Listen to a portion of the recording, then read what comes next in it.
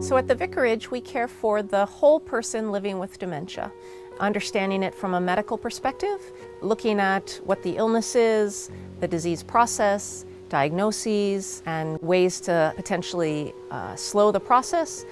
Thomas Kitwood, a psychologist out of the United Kingdom, was the founder of the Bradford Dementia Group. He coined this term, person-centered care, and it really refers to understanding the whole person that's living with dementia outside of just the diagnosis. So who they are, their history, their personal life experience, and then their present interests, their desires for engagement in their current life, what makes their days successful, and even what their wishes are for their future.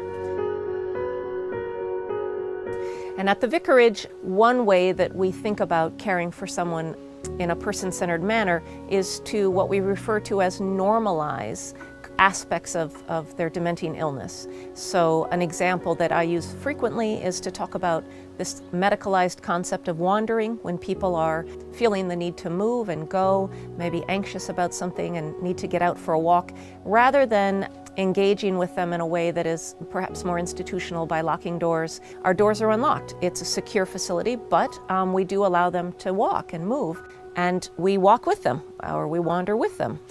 This is a powerful way to normalize this behavior, and also has tremendous benefits to the individual, as well as, for that matter, to their care provider. Getting outside offers all the healing aspects of the natural world. It gives people exercise. It's time spent between the person that is walking as well as their care provider, having some one-on-one conversation, and getting some sunshine and fresh air. It's a really great experience for all those involved. Another example of the way that we might normalize some behaviors that are viewed as more challenging from a medical perspective is what we refer to as living in their reality. And this refers to when someone is engaged in a thought process, a memory, and needing to ask questions or have it validated, as opposed to approaching it as a problem and trying to control it. We simply go where they are in their reality, and we do what Naomi Feil has coined the term, or her phrase that she uses in much of her work, and this is work that's been around since the 1970s really. It's referred to validation therapy, and it is essentially validating what somebody is saying, hearing them, recognizing what they're saying, validating it, and then working to try and meet that need that they're expressing.